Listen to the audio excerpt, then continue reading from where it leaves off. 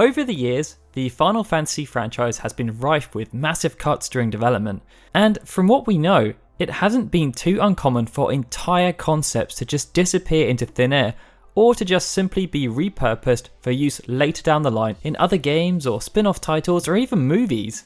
Final Fantasy XV just so happens to serve as a rather recent example of this, with there being a significant number of changes when comparing the final product to what we saw of its original concept back in its Final Fantasy Versus XIII days. However, it's important to remember that Final Fantasy XV isn't remotely unique in this regard. It's just the most high profile instance of it happening within the franchise. And it's for this reason that, before I go any further, I feel as though it's important to bring to light a quote from one Nobuo Uematsu that appeared in the lineal notes of the Final Fantasy VII original soundtrack. He said, "There is one thing common in all Final Fantasy games, none of them are complete." He noted that there are copious amounts of ideas packed into each and every game, but that often they become blurred and unfocused as a result. He used the analogy of a plant that's been given premium nutrition, great sunlight and loads of water, but that doesn't have a gardener to help shape it as it grows. That was, as I said, noted in reference to the state of the franchise back in 1997, and I'd say it's still true to this day. The only difference is that elements are now just harder for development staff to change as projects progress. This was highlighted by Kazushige Nojima in the Final Fantasy VII 10th Anniversary Ultimania. He said that following the shift to 3D graphics, it became much harder to make changes to the scenario later on in a game's development, as the amount of work required to modify event scenes just became greater and greater. He also suggested that what he could change also depended on his working relationship with the graphical artists. Anyway, throughout this video, we're going to be looking into some of the core concepts that you probably didn't know were either completely changed or just cut entirely. And I also want to give a shout out to Satria Jayasadama here, one of our premium Patreon supporters, who suggested this video topic. If you'd like to suggest a video topic for us to cover, please consider checking out our Patreon at patreon.com/FFUnion. Alright, so let's get this show on the road with our first big cut. The fact that they canned the entire story for Final Fantasy X, including almost the entire cast, halfway through the game's development. Development on Final Fantasy X started in 1999, approximately 2 years before its release in Japan, but according to some anecdotes that Tetsuya Nomura shared during a talk he was conducting at the Monaco Anime and Gaming International Conference earlier this year, at some point around the middle of the game's development cycle, the team decided that the scenario just wasn't working, and they essentially decided to try and start the scenario again from scratch. In the build up to the release of the Final Fantasy X HD remaster, Yoshinori Kitase actually revealed that the original concept was meant to be focused around the number 17. His vision was to create a world where once a person reached 17 years of age, it would be the end of their life. And what you can see here is believed to be a piece of concept art from that initial vision of the game. At this point in the game's development, the beginning of the game was also rather different, as was Tidus's character. Instead of being the happy-go-lucky sports star with bundles of energy and copious amounts of enthusiasm, we learnt from Kazushige Nojima that he was instead planned to be a plumber, who was not only angry at life, but was also part of a group of delinquents. Kitase noted though that upon reflection, they felt that this would make for a much weaker main character, so his backstory was changed entirely. We were meant to be introduced to Tidus during a sequence that took part in Registan, the original name for Zanarkand. And as a fun fact here, the real life Registan was actually the central location in the ancient Uzbek city of Samarkand, which is what they ended up using as inspiration for Zanarkand instead.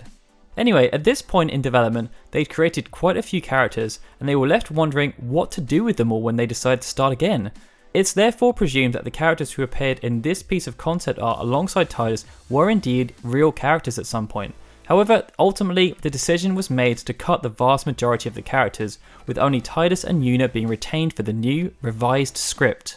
Some of the concepts from the original script were also retained after the cut. Yuna's pilgrimage, the themes relating to it, and Yevon's corruption as an organisation are good examples. According to translations of the Final Fantasy X Ultimania Omega, which are provided by the Final Fantasy Wiki community, in the original concept, Yuna was on a pilgrimage where, while following the teachings of Yevon, who were positioned as a kind of Red Cross organisation, she was treating people against a deadly illness that was rampant throughout the lands. And what you're seeing now is actually believed to be an initial piece of concept art for Yuna. It might seem crazy given how vastly different it looks, but the pose is almost identical to the final piece of concept art we saw created. But anyway, in this iteration of the story, the bombshell was that the method of treatment being taught by Yevon for healers to use was what was actually killing the people. Another concept that was retained in some respect was that of inevitable death. This was changed to not apply to age, but instead to calamitous events, which led to the creation of sin. As Yoshinori Kitase noted, he wanted sin to be a presence in the world that people could simply not avoid, however much they tried. He wanted Final Fantasy X to show how people behave when they face up to an unavoidable fate.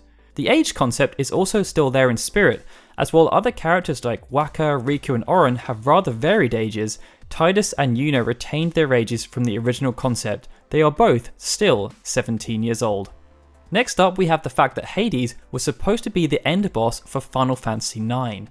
If you haven't yet finished Final Fantasy IX, then this will come as a minor spoiler for you, but Necron is the final boss. However, for years, the origins of the character were largely unexplained, as he essentially appears from nowhere. That was until the release of the Final Fantasy 20th Anniversary Ultimania.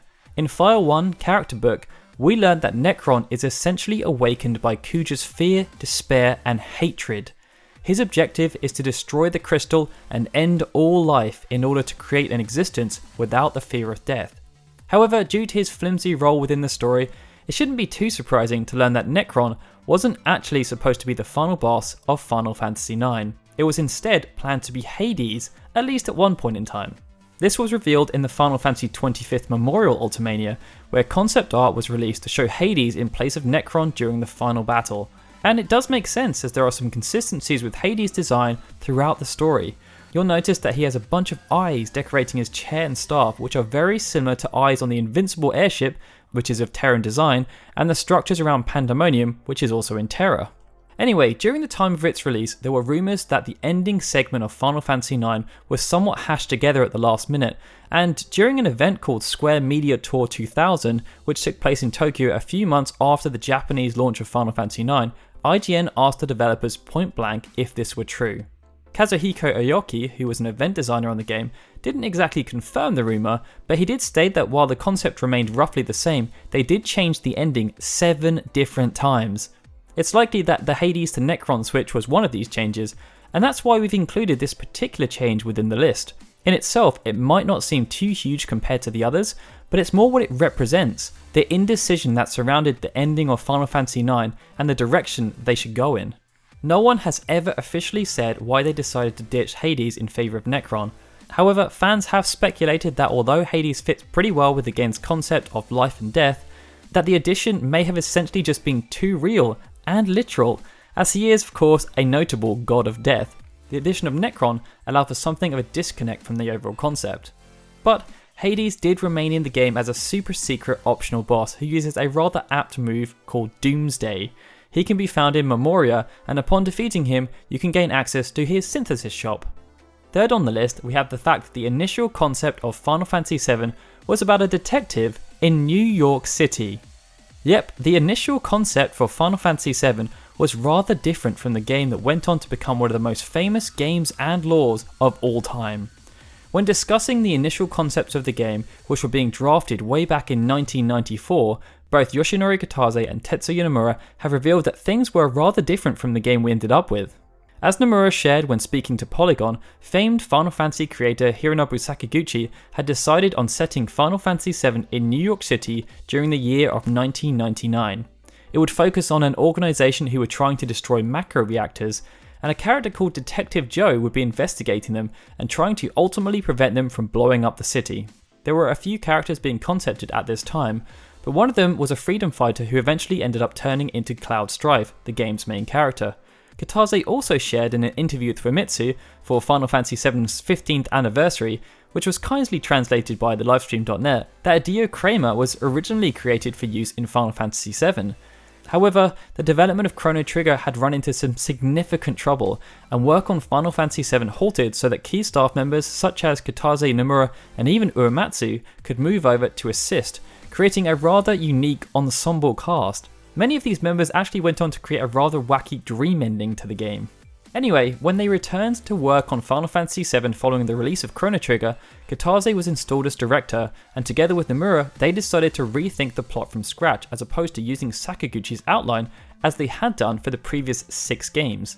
The first characters they decided to start working on were Cloud, Aerith, Barret, and Red 13, and once they had decided on this main cast of characters, Kazushige Nijima, who had just finished up directing Bahamut Lagoon, was drafted in.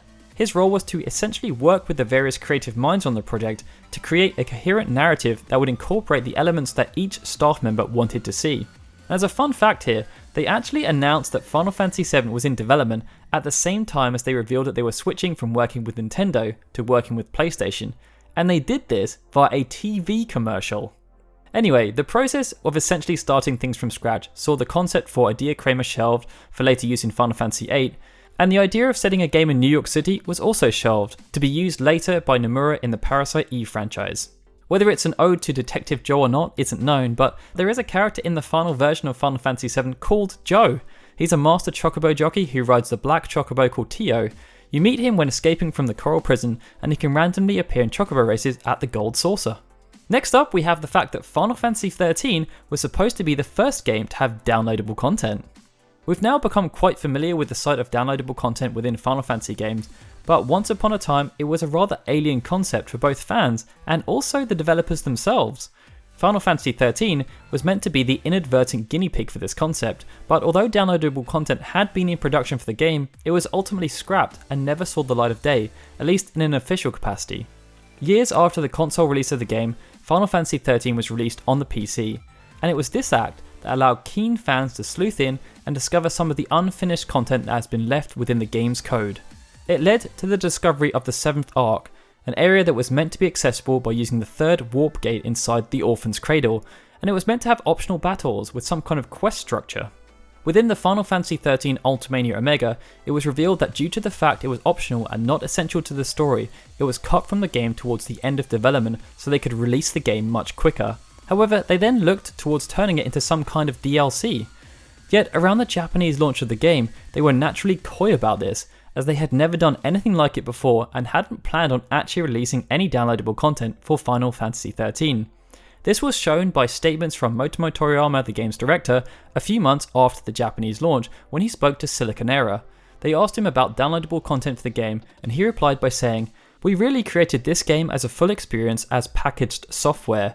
It's the same experience for people that don't have an online connection or extra hardware. It's a unified experience for people on Xbox 360 or PlayStation 3, so we're really not thinking about downloadable content." However, in the Ultimania Omega, which was published 6 months later, it was revealed that they had actually continued working on the Seventh Ark after the launch of Final Fantasy XIII, as they wanted to release it as essentially unplanned downloadable content, but they ran into some logistical difficulties due to them releasing on both the PlayStation 3 and Xbox 360, and this put up red flags due to their statements about wanting parity between the two systems. They also noted that they had encountered unforeseen technical issues, which ultimately led to them cancelling any work on downloadable content for Final Fantasy XIII. If you happen to have the PC version of Final Fantasy XIII, you can still check out the Seventh Ark. However, due to the fact it was never finished, it does naturally lack some polish. There are still some rather minimal in-game cutscenes present, albeit with Japanese voice acting. There's a map you can use, some datalog entries that only appear in the Spanish version, and an optional Fal'Cie boss that you can square off against called Nemesis, which has just under 7 million hit points. You just can't leave the area once you end up entering it. If you don't have the PC version and still want to fight against Nemesis, well, you're in luck because it was repurposed for Final Fantasy XIII Part 2, where it appears as the proto-Fal'Cie called Adam. Okay, so last on this list we have the fact that Terra was originally supposed to be a male character who was meant to die at the end of the game. Although there had been female characters within the Final Fantasy franchise before, in many ways Terra Branford carved a new path for them by appearing as the main protagonist in Final Fantasy VI.